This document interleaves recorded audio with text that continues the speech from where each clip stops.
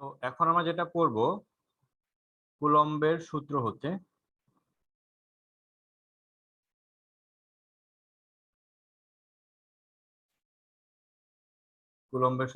গাউসের সূত্র।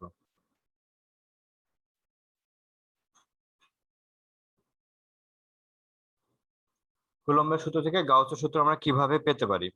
ওকে, আমরা ধরে নিই কুলম্বের সূত্র কি নিয়ে কাজ করেছে, একটা বিন্দু আধান নিয়ে কাজ করেছে। তো আমরা হচ্ছে গিয়ে কি এখানে একটা বিন্দু কল্পনা করলাম, যে এখানে হচ্ছে আধান হচ্ছে গিয়ে কিউ আধান পরিমাণে আছে। এখন এই বিন্দুকে ঘিরে এইখানে একটা গাউসীয় তল কল্পনা করলাম। ওকে, আমরা এখন এইখানে একটা বিন্দু আছে, এই বিন্দুটা হচ্ছে কিউ, এই বিন্দুটা হচ্ছে গিয়ে ও বিন্দু। এখন আমরা একটা মনে করো গোলক কল্পনা করলাম। ওকে, আর এই গোলকের উপর এইখানে হচ্ছে গিয়ে একটা গাউসিয়ান তল আমরা কল্পনা করলাম। ওকে, এটা হচ্ছে গিয়ে আমাদের গাউসিয়ান তল এইটুকু। এখন গাউসিয়ান তলের উপর কোন একটা বিন্দু, মনে করো এটা এটা হচ্ছে পি বিন্দু। পি বিন্দুতে যদি আমি কিউ স্মল কিউ চার্জ এখানে পি বিন্দুতে রাখি এই সারফেসের উপর, গোলকের উপর, তাহলে তাদের মধ্যবর্তী যে দূরত্ব সেটা হচ্ছে গোলকের ব্যাসার্ধের সমান। তাহলে বলো তো পি বিন্দুতে আমরা যদি বলি এখন পি বিন্দুতে আধান বা সরি পি বিন্দুতে বা পি বিন্দু এবং ও বিন্দুর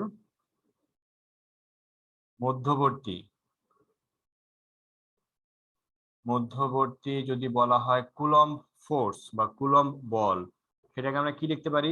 F equals to 1/4πε0 capital Q small Q divided by কত আর স্কয়ার। লেখা যাবে? আশা করি লেখা যাবে। এখন যদি small q equals to 1 coulomb হয়, তাহলে আমরা কি এফ এর বদলে প্রাবল্য লিখতে পারি? Capital q by r square লেখা যাবে? বলো, স্মল কিউ যদি 1 কুলম্ব হয় তাহলে আমরা কি লিখতে পারি? প্রাবল্য লিখতে পারি। কেন? কারণ আমরা পড়েছি যে 1 কুলম্ব আধান যে পরিমাণে বল অনুভব করে সেটাই হচ্ছে কি তড়িৎ ক্ষেত্রের প্রাবল্য। হয়ে গেল, এটাকে আমরা রেখে দেই 1 নং সমীকরণ হিসেবে। ওকে, তাহলে কুলম্বের সূত্র থেকে আমরা প্রাবল্য পেয়েছি। তো হয়ে গেল। এখন আমরা যে কাজটা করবো, ফ্লাক্স, তড়িৎ ফ্লাক্স হিসেব করব। ঠিক আছে, তড়িৎ ফ্লাক্স ওই গাউসিয়ান তল যেটা কল্পনা করেছি, এই গাউসিয়ান তলের তড়িৎ ফ্লাক্সকে যদি আমি d5 বলি, তাহলে এখানে কি লিখতে পারি? E ইনটু ds, এটা লিখতে পারি, তাই না? অবশ্যই পারি।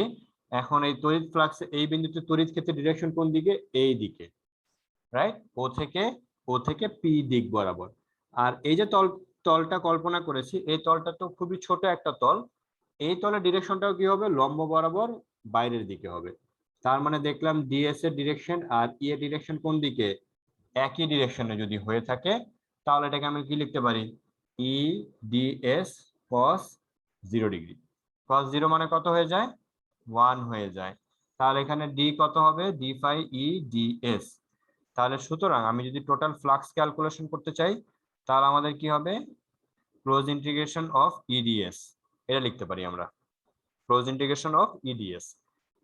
তো ভালো কথা। এখন ই মানে আমরা কত পড়েছি? কুলম্ব সূত্র থেকে 1 নং সমীকরণ থেকে তুমি দেখতে পাচ্ছ, ই এর বদলে আমি লিখতে পারি 1 divided by 4πε0 capital Q divided by r square. আর এখানে কে আছে? ডিএস। এখানে বাকি সবাই হচ্ছে কি কনস্ট্যান্ট, এরা বাইরে চলে আসবে। বাইরে চলে আসলে কি দাঁড়াবে? 1 ডিভাইডেড বাই 4πε0, আর এখানে কি আছে? Capital Q divided by r square. আর এখানে ইন্টিগ্রেশন অফ কত? D s, right? ডিএস। এখন এটা হচ্ছে গিয়ে কি, এটা হচ্ছে আমরা একটা গোলক কল্পনা করেছি একটা ফুটবলের মতো। ব্যাপারটা এমন না যে ওই চার্জ থেকে শুধুমাত্র একটা তল বরাবর চার্জ প্রবাহিত হচ্ছে, পুরো চারপাশ জুড়ে তল, পুরো চারপাশ জুড়েই ফুটবলের পুরো চারপাশ থেকে হচ্ছে ইলেকট্রিক ফিল্ড লাইন গুলো বেরোচ্ছে। তাহলে পুরো চারপাশ জুড়েই আমাদের হচ্ছে গিয়ে কি সারফেস নিয়ে আমাদের কাজ করতে হবে। তার মানে ওই যে গোলকটা এখানে কল্পনা করেছি আমরা আর ব্যাসার্ধ বিশিষ্ট, সেই গোলকের আমাদের ক্ষেত্রফলটা কি হবে? গোলকের ক্ষেত্র, এটা তো একটা ক্লোজ সারফেস, তাই না? তো ক্লোজ সারফেসটা কিসের? গোলকের। এই গোলকের ক্ষেত্রফল আমরা কি লিখতে পারি বলো দেখি, গোলকের ক্ষেত্রফল কি হয়? 4 pi r square. 4 pi epsilon আর এখানে আছে Q divided by r square, আর এখানে কত হবে, এই পুরো বিষয়টার রেজাল্ট আসবে হচ্ছে গিয়ে 4 পাই আর স্কয়ার। দেখো ক্যালকুলেশন করে 4 4 ক্যান্সেল, পাই পাই ক্যান্সেল, আর স্কয়ার ক্যান্সেল। তাহলে সুতরাং নেক্সট লাইনে কি দাঁড়ায়, অতএব পাই ইকুয়ালস টু কি দাঁড়ায়, কত আছে, কিউ আছে, আর কি আছে, এপসাইলন নট। এই যে কিউ আছে আর এখানে কি আছে, 1 বাই এপসাইলন নট। দেখো তো এটা গাউসের সূত্র আসছে নাকি? এটাই হচ্ছে কি আমাদের গাউসের সূত্র। তো গাউসের সূত্র কি বলেছিল, যে কোনো একটা তলের ভেতর দিয়ে অতিক্রান্ত ফ্লাক্স হচ্ছে ওই তলের সংশ্লিষ্ট চার্জের 1 বাই এপসাইলন নট এর গুণের সমান। তাহলে আমরা ঠিক এক্স্যাক্টলি ফ্লাক্সের পরিমাণটা গাউসের সূত্রের মাধ্যমে কি করতে পারলাম, কুলম্বের সূত্র থেকে গাউসের সূত্রে খুব সুন্দরভাবে আমরা এক্সপ্লেন করে বা ম্যাথমেটিক্যালি আসতে পারলাম। বোঝা গেছে? বলো। ওকে, তো এইভাবে আমরা এই কুলম্বের সূত্র থেকে গাউসের সূত্র যখন অ্যাপ্লাই করলাম, এখন আমরা দেখবো যে গাউসের সূত্র থেকে কিভাবে আমরা কুলম্বের সূত্র পেতে পারি। আর এইটা কুলম্বের সূত্র থেকে গাউসের সূত্র, এটা হচ্ছে পরীক্ষাতে 2 মার্কসের জন্য আসে। ঠিক আছে, মনে রাখবা এটা হচ্ছে পরীক্ষাতে 2 মার্কের জন্য আসে, এবং আমাদেরকে খুব সুন্দরভাবে এভাবে এক্সপ্লেন করতে পারলে আমরা 2 এ 2 পেয়ে যাব। ওকে, আশা করি পারবা এটা, আবার বাসায় অবশ্যই এটা প্র্যাকটিস করবা। এবার আমরা যেটা দেখব অপোজিটটা, আমরা এবার দেখব যে গাউসের সূত্র হতে কুলম্বের সূত্র। ঠিক আছে, গাউসের সূত্র থেকে আমরা দেখব হচ্ছে কুলম্বের সূত্র। তো দেখা যাক গাউসের সূত্র থেকে, এটাও পরীক্ষাতে আসে 2 মার্কের জন্য। ঠিক আছে, স্যার, হ্যাঁ integration of ds 4 pi r square যে হলো, ওইটা আরেকবার বললেন। ডিএস টা হচ্ছে গিয়ে কি, ক্ষেত্রফল, এই ছোট অংশের ক্ষেত্রফল। তুমি মনে করো তোমার কাছে একটা, গাউসীয় তলের ক্ষেত্রফল। হ্যাঁ ফুটবল, তোমার কাছে মনে করো একটা ফুটবল আছে, ফুটবলের ওপর তুমি ফুটবলের গায়ের ওপর এরকম একটা মার্কার দিয়ে এরকম অঙ্কন করলা, ওই অংশটাই হচ্ছে কি ডিএস, রাইট? তুমি এখন যদি ওই ফুটবলের চারপাশটাকে যদি ক্ষেত্রফল ক্যালকুলেশন করো, তাহলে কি ওই গোলকের ক্ষেত্রফলটা পাবা না, শুধু চারপাশে, সামনে পুরো চারপাশে তো ক্ষেত্রফল পাবা। বুঝতে পারছি?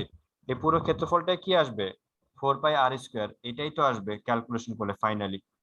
যদিও এখান থেকে এখানে ক্যালকুলেশনটা তোমাদেরকে দেখাইতে হবে না, কিভাবে আসছে ক্যালকুলেশনটা এটা ম্যাথমেটিক্সে আমরা করব, কিন্তু এইখান থেকে এখানে কয়টা স্টেপ জুড়ে আসছে এটা আমাদেরকে স্কিপ করলেই হবে।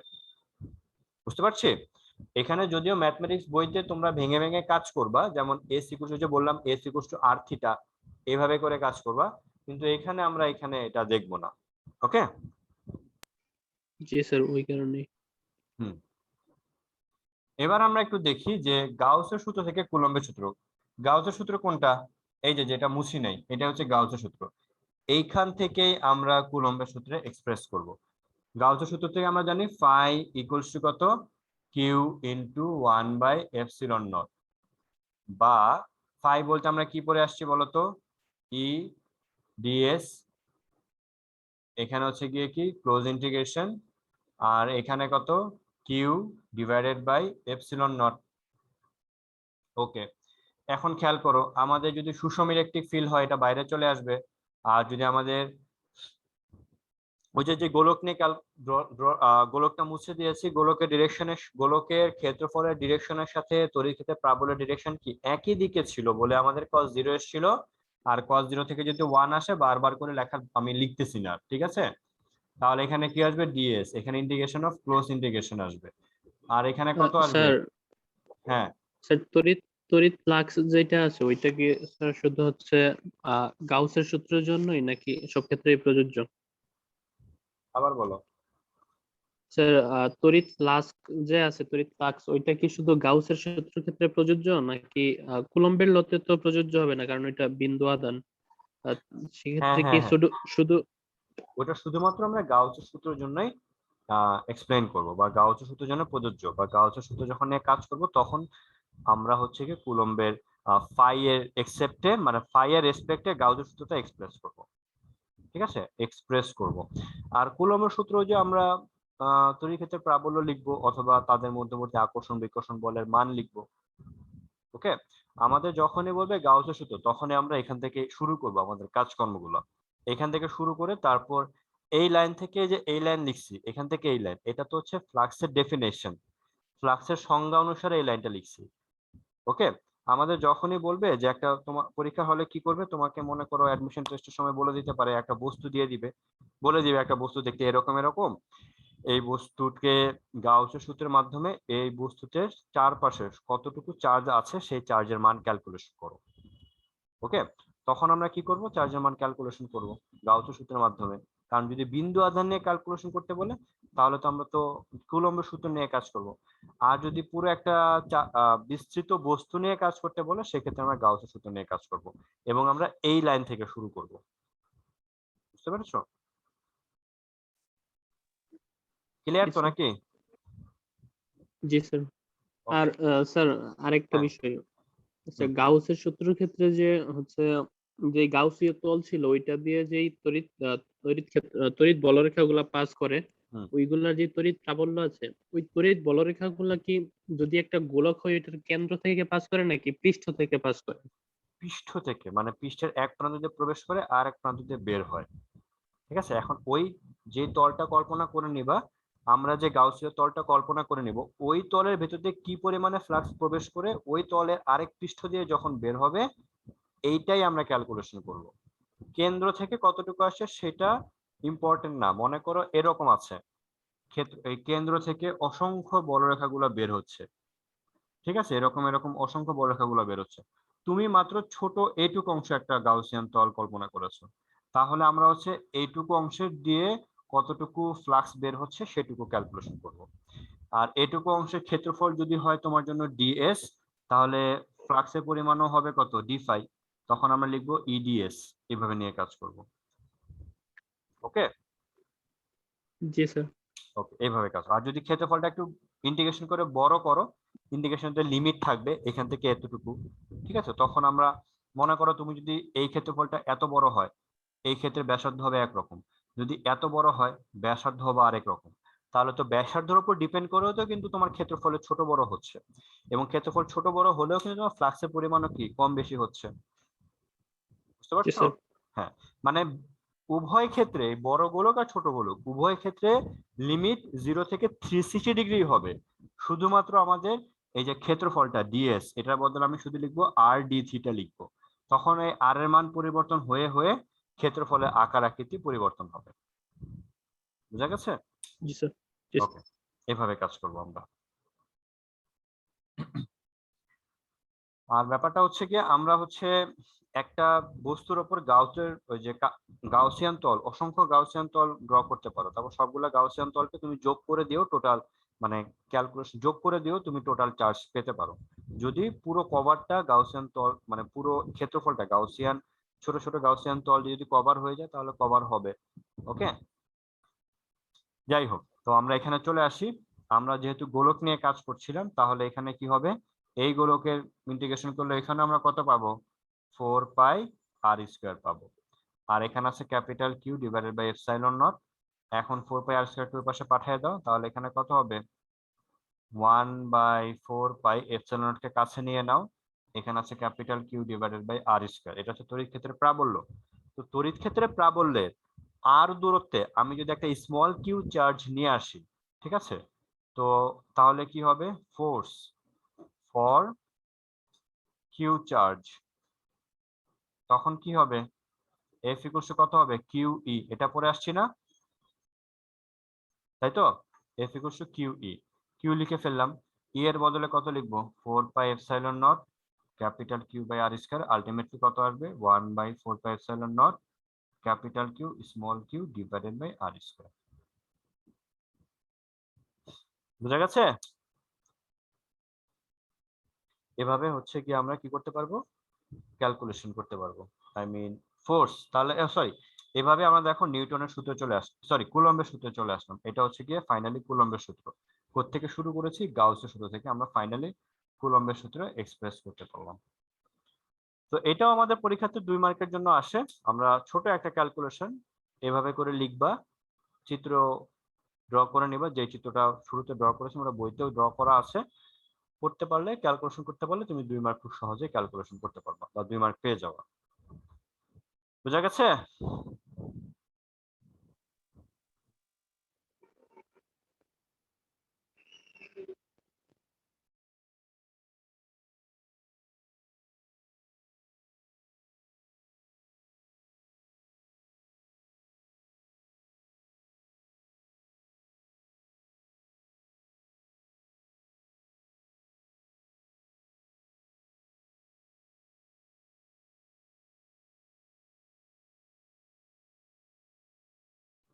বলো, কোনো কোয়েশ্চেন আছে যতটুকু পড়লাম, নাকি কঠিন লাগতেছে? বলো। জি স্যার, নাহিয়ান, একটু কঠিন। সাফওয়ান, বিজয়। স্যার আজকের আচ্ছা, কুলম্বের সূত্রটা বুঝতে পেরেছি স্যার। ক্যালকুলেশন বুঝতে পারছো, বাট কনসেপ্টটা কেমন লাগলো? কনসেপ্টটা বুঝতে পেরেছি। বাকিরা? স্যার অন্য দিনের চেয়ে আজকের টপিকটা একটু ডিফিকাল্ট লাগছে। হ্যাঁ, একটু ডিফিকাল্ট আছে, কারণ ওই যে বললাম কল্পনা শক্তি বাড়াইতে হবে আজকে। আমি গাউসিয়ান তলটাকে আরেকভাবে একটু ব্যাখ্যা করি, একটু দাঁড়াও, তোমরা তো আছো অনলাইনে। আমি একটু শেয়ার স্ক্রিনে যাই, ঠিক আছে? আমরা একটু অনলাইনে দেখার চেষ্টা করি। গাউসিয়ান তলটা অনেকটা এরকম। গাউসিয়ান তল তো না, আমরা হচ্ছে গিয়ে যদি গাউসের সূত্রটা একটু দেখি, ইমেজ ছবির মাধ্যমে দেখি, বা চার্জ বলরেখাগুলা, ঠিক আছে? যেমন ধরো আমি ইলেকট্রিক ফ্লাস্ক যদি আমরা বলি, এখানে অনেকটা এরকম। দেখো, এই ছবিটার দিকে খেয়াল করো। চার্জ গুলা থেকে যখন ফিল্ড লাইন গুলা বের হয়, একটা ক্ষেত্রফলের ভিতর দিয়ে কি পরিমাণে লাইন বের হয়, এটাই মূলত আমরা ক্যালকুলেশন করে থাকি। এই লাইনগুলোর সংখ্যাটাই হচ্ছে কি তড়িৎ ফ্লাক্সের মান। আর তুমি যদি মনে করো যে এই যে এইখানে একটা ডায়াগ্রাম আছে, যে ছোট ছোট কিছু, না এটা না, এটা না, অ্যাকচুয়ালি একটা ছবি আমি খুঁজতেছি, সেটা পাচ্ছি না। তোমরা দেখতে পাচ্ছ স্ক্রিনে?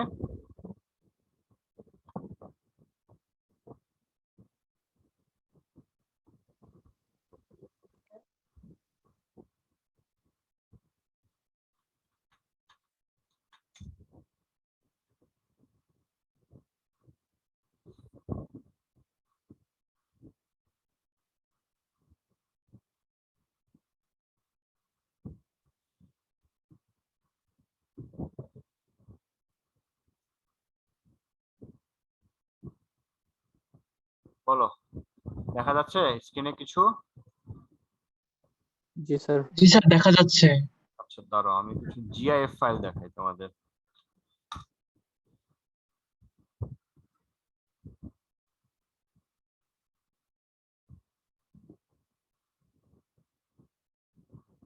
গাউসিয়ান এই যে ইলেকট্রিক ফ্লাশ গুলো মূলত হচ্ছে এরকম, যে উভয়, এখানে যেমন এখানে যে গ্রিন সারফেসটা দেখতে পাচ্ছ, ডানে কিছু অ্যারো সাইন, বামে কিছু অ্যারো সাইন, এখানে হচ্ছে কি এই গ্রিন সারফেসে উভয় পাশেই তোমার চার্জ ডিস্ট্রিবিউটর আছে, ডান পাশেও বাম পাশেও। এখান থেকে তোমার ফিল্ড লাইন গুলো ডান পাশেও কিছু যাচ্ছে, ফিল্ড লাইন কিছু বাম পাশে। এই পুরো সবুজ যে বক্সটা দেখতে পাচ্ছ, পুরোটাই হচ্ছে পজিটিভ চার্জ, পুরোটাই হচ্ছে পজিটিভ চার্জ। কিন্তু এই যে এই সারফেস থেকে কোনো পজিটিভ চার্জ বের হচ্ছে না। যেমন আমি একটু বড় করে দেখাই, এই যে এই অংশটা থেকে কোনো, তুমি দেখো কোনো বের হচ্ছে না, তড়িৎ বলরেখাগুলো বের হচ্ছে না। কেন বের হচ্ছে না? কারণ এখানে ক্ষেত্রফলের সাথে তড়িৎ বলরেখাগুলো হচ্ছে 90 ডিগ্রি ব্যবধানে আছে, আর থিকনেসটাও খুব সামান্য করে দেওয়া আছে। এই কারণে আমরা এখানে কোনো কোনো কিছু অবজার্ভ, এখানে কোনো তড়িৎ বলরেখাগুলো ফাইন বের হচ্ছে না। ওকে। আর যদি কোনো ভালো কিছু দেখাইতে চাই, তাহলে তাহলে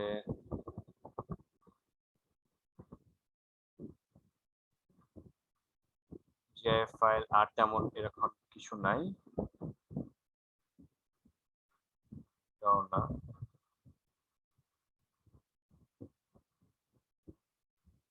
না, এরকম আর তেমন কিছু নাই। তো ব্যাপারটা হচ্ছে বেসিক্যালি বুঝবা হচ্ছে তড়িৎ, আমাদের যে গাউসের সূত্র, এটা হচ্ছে গিয়ে একটা ইররেগুলার যে কোনো শেপের নিয়ে কাজ করতে পারি। যেমন ধরো আমরা যদি তোমাদেরকে আরেকটু ড্রয়িং করে বুঝাই আমি, যে একটা বস্তুতে কিভাবে চার্জগুলো বিস্তৃত থাকে, এটা আমরা কিভাবে ক্যালকুলেশন করব। মনে করো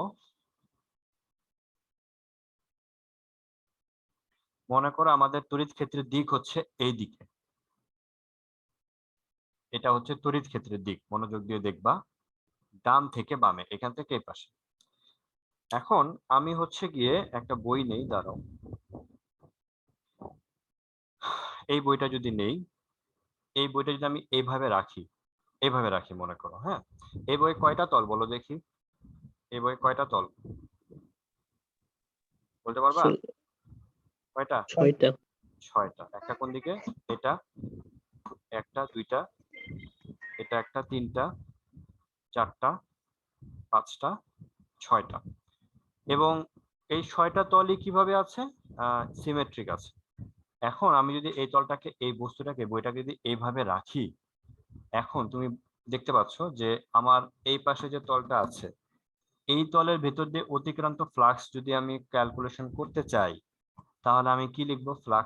ফ্লাক্সের সংখ্যাটা আমরা গাউসের সূত্র, এই তলের জন্য একটা গাউসের সূত্র অ্যাপ্লাই করব, এই তলের জন্য একটা গাউসের সূত্র অ্যাপ্লাই করব, এই তলের জন্য করব, নিচের তলের জন্য করব, এই তলের জন্য করব, এবং এই তলের জন্য করব। 6টা তল নিয়ে আমরা কাজ করব। 6টা তল নিয়ে কাজ করার পর যেই আমি আলাদা আলাদা ভাবে যে ফ্লাক্সের পরিমাণ পাবো, সেই ফ্লাক্সের পরিমাণগুলোকে আমি যোগ করে দিব। তাহলে আমি এই তলে কতটুকু ফ্লাক্স, এই বইয়ের প্রত্যেকটা তলের ভিতর দিয়ে বা প্রতিটা তলের ভিতর দিয়ে সর্বমোট পরিমাণ যে ফ্লাক্স পাবো, সেটাকে যোগ করার মধ্য দিয়ে আমি এই বইয়ের ভিতর দিয়ে চার্জ, এই সারফেসে কতটুকু আধান আছে, এটা আমরা ক্যালকুলেশন করতে পারবো। ওকে, যেমন তড়িৎ ফ্লাক্সের ডিরেকশন হচ্ছে কি, কোন দিকে? এদিকে। এখন মনে করো এই বইয়ের চারপাশে হচ্ছে গিয়ে চার্জ গুলা, পজিটিভ চার্জ বন্টিত অবস্থায় আছে, চারপাশে বন্টিত অবস্থায় আছে। এখন চারপাশে বন্টিত অবস্থায় আছে যদি থাকে, তো আমাদের এইভাবে কাজ করব আমি, বইটাকে তো এভাবে ড্র করা যাচ্ছে স্যার না। বাস্তবে তো এমনিতে থাকে না, তাই না স্যার? হ্যাঁ, বাস্তবে থাকবে না কেন? তোমার যদি একটা বস্তুতে তো চারপাশে চার্জ বন্টিত অবস্থায় থাকতেই পারে, ঠিক আছে? চারপাশে, এই বইয়ের চারপাশে তুমি যদি মনে করো একটা সিল্কের কাপড় দিয়ে এই বইটাকে চারপাশে ভালো মতো, একদম চারদিকে ভালো মতো যদি ঘষো, তাহলে দেখবা এটা কিন্তু চারপাশে চার্জড হয়ে যাবে। বুঝতে পারছো? এটা কিন্তু পুরোটা চার্জড হয়ে যাবে। তখন দেখা স্যার যাবে, চার্জ যদি কম করি, মানে যদি আমি চার্জ কম করি, তখন মানে তখনও সমানভাবে বন্টন হতে পারে, মানে তুমি যদি, হ্যাঁ, না তুমি হওয়ার কোনো সম্ভাবনা খুবই কম। না হওয়ার কি, তুমি যখন পুরো বইটাকে ভালো মতো করে চারপাশে যদি একটা সিল্কের কাপড় দিয়ে ঘষো, তখন এই বইয়ের পুরোটার অংশই কি হবে? চার্জড হয়ে যাবে। চার্জ দিতে হবে। ঠিক আছে? তুমি যদি Yes, প্রতিটা অংশ, মানে কোনো অংশ যদি বাদ না দাও, তাহলে পুরোটা অংশ চার্জড হয়ে যাবে। এখন কতটুকু চার্জড হবে সেটা আমরা ফ্লাক্সের মাধ্যমে চার্জের অ্যামাউন্ট ক্যালকুলেশন করতে পারি। প্রতিটা ক্ষেত্রফলের ভেতর দিয়ে আমি ফ্লাক্সের পরিমাণ ক্যালকুলেশন করব, আমরা ফ্লাক্স ক্যালকুলেশন করব। ঠিক আছে? যেমন আমি ফ্লাক্স ক্যালকুলেশন করবো এভাবে, কিসের সূত্র দিয়ে, ওই কি বলে এটাকে, গাউসের সূত্র দিয়ে এভাবে ফ্লাক্সের পরিমাণ ক্যালকুলেশন। প্রথম সারফেসের জন্য আমি 6টা সারফেসকে বা 6টা তলকে 6টা আলাদাভাবে ডিফাইন করে নেব, যে তল নাম্বার 1, তল নাম্বার 2, তল নাম্বার 3, 4, 5, এইভাবে ক্যালকুলেশন করে আমি ডিরেকশন ক্যালকুলেশন করে তারপর হচ্ছে কি ফাই এর পরিমাণ ক্যালকুলেশন করব। ঠিক আছে? গাউসের সূত্র লিখবো, ফাই এর সংজ্ঞা লিখবো, যেমন ধরো গাউসের সূত্র লিখলাম, গাউসের সূত্র লিখে এখানে মনে করো আমি লিখবো কি, ই ইন্টু কত, ডিএস, ইন্টিগ্রেশন সাইন আমরা দিয়ে দিব। ঠিক আছে? আর এখানে কত আসবে? কিউ ইন্টু 1/এপসাইলন নট। এখন এখানে ডিএস টা যে ইন্টিগ্রেশন দিয়েছি, এটাও কিন্তু একটা ক্লোজ সারফেস, খেয়াল করে দেখো, এটাও কিন্তু একটা ক্লোজ সারফেস। এখান থেকে শুরু হয়ে এই সারফেসটা এইভাবে গিয়ে এইভাবে হয়ে আবার এদিকে আবার এখানে শেষ হয়েছে। কিন্তু এই ক্লোজ সারফেসটা হচ্ছে একটা চতুর্ভুজের ক্ষেত্রফল। চতুর্ভুজের ক্ষেত্রফল আমরা কি জানি? দৈর্ঘ্য ইন্টু প্রস্থ জানি। তো তুমি যদি এটাকে দৈর্ঘ্য বলো, বা এটাকে যদি দৈর্ঘ্য বলো, এটাকে যদি প্রস্থ বলো, তখন তুমি লিখবা এখানে ইন্টিগ্রেশন অফ ডিএস এর বদলে ডিরেক্ট লিখে দিতে পারবা যে দৈর্ঘ্য গুণ প্রস্থ, আর এখানে q divided by epsilon naught. এইভাবে করে আমরা কাজ করতে পারি। তবে অবশ্যই এখানে আমাদেরকে অ্যাঙ্গেলটাও বসাইতে হবে। তড়িৎ ক্ষেত্রের দিকের সাথে আমাদের ক্ষেত্রফলের ডিরেকশনের মধ্যে পার্থক্য কত, কোণের পার্থক্য কত, সেটা আমাদেরকে কিন্তু বসায় কাজ করতে হবে। বুঝতে পারছো? তো তার আগে এই বিষয়গুলা, এই ডিফারেন্ট অবজেক্টের মধ্যে আমরা কিভাবে গাউসের সূত্র অ্যাপ্লাই করব, এটা অ্যাপ্লাই করার সময় বা অ্যাপ্লাই করার আগে তোমাদের যেটা করতে হবে, পড়তে হবে আগে। ঠিক আছে, গাউসের সূত্র পড়তে হবে, তড়িৎ ফ্লাস্ক, গাউসিয়ান তল, এগুলা ভালো মতো করে বই পড়তে হবে। বই পড়ে তারপর আমরা যখন তোমাদের এই বিষয়গুলো একটু মোটামুটি ক্লিয়ার হবে, তখন দেখবা বিভিন্ন বস্তুতে গাউসের সূত্র অ্যাপ্লাই করাটা কতটা সহজ হয় এবং কতটা সহজে আমরা ডিফারেন্ট বস্তুতে কিভাবে চার্জগুলো বন্টিত থাকে সেগুলো আমরা কিভাবে কত সহজে ক্যালকুলেশন করে ফেলতে পারি। বুঝতে পেরেছি? এই জন্য বই পড়তে হবে। ওকে, আচ্ছা, তাহলে এই হচ্ছে আমাদের আজকে যেটা পড়ছিলাম। মোটামুটি আমরা একটা আইডিয়া পেলাম গাউসের সূত্র কি। আমি তোমাদের সাথে একটু শেয়ার স্ক্রিনে যাই, কি কি পড়েছি সেটা একটু বাসায় কিভাবে কোনটুকু পড়বা সেটা নিয়ে একটু আলোচনা করি। তোমাদের হচ্ছে বইটা যদি শাহজাহান তপন স্যারের বই ফলো করো তাহলে এইভাবে আছে। শুরু করবা এই তড়িৎ ফ্লাক্স থেকে, প্রতিটা লাইন ভালো মতো করে পড়বা, দরকার লাগলে ইন্টারনেট একটু ঘাটাঘাটি করবা, তড়িৎ ফ্লাক্স পড়বা, তারপরে গাউসের সূত্রগুলো একটু দেখবা, কুলম্ব সূত্র থেকে গাউসের সূত্র দেখবা, আর হচ্ছে গাউসের সূত্র থেকে কুলম্বের সূত্র একটু ভালো মতো করে বিষয়গুলো পড়বা। পড়লে দেখবা অবশ্যই কিছু না কিছু বুঝতে পারবা। ঠিক আছে, বোঝার পর তারপর হচ্ছে কি আমরা এই কুলম্বের সূত্র সীমাবদ্ধতা কি সেটা তো অলরেডি শুরুতে আলোচনা করেছি, যে বিন্দু আধানের জন্য। আর নেক্সট ক্লাসে আমরা যেটা দেখবো গাউসের সূত্রের অ্যাপ্লিকেশন দেখবো। ঠিক আছে, গাউসের সূত্রের অ্যাপ্লিকেশন বলতে আমরা দেখবো হচ্ছে কি এরকম, এটা না, এই যে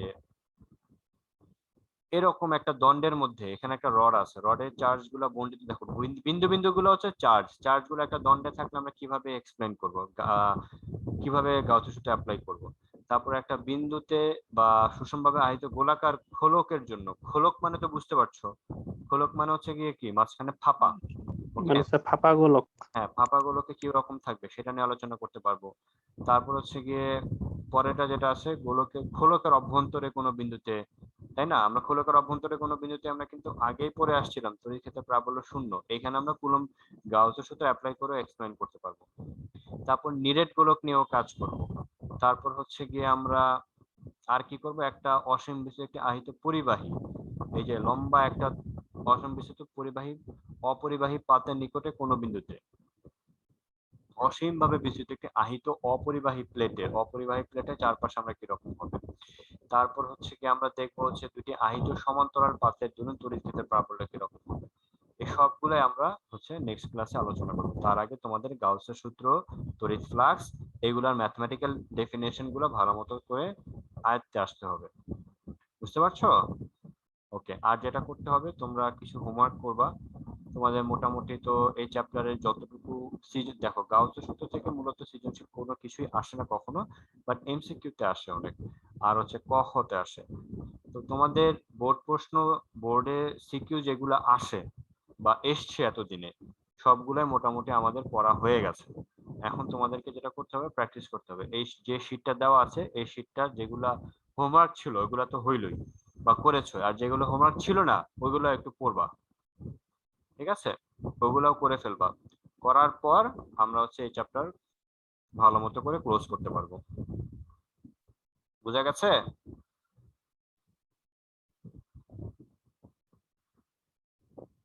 ওকে, তাহলে আজকে এই পর্যন্তই। নেক্সট ক্লাস হচ্ছে তোমাদের কবে, যদি বৃহস্পতিবার নিতে পারি আমি আগে জানাই দিব, ঠিক আছে, কালকে জানাই দিব। আর যদি না নিতে পারি তাহলে তো ডাইরেক্ট আমরা, বৃহস্পতিবার তো তোমাদের এমনিতেই ক্লাস আছে, তাই না?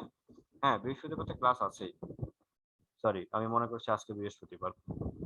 যাই হোক, তাহলে নেক্সট ক্লাস তোমাদের বৃহস্পতিবার 4টার সময় ইনশাআল্লাহ হবে। আজকে এখানেই আমরা ক্লোজ করি।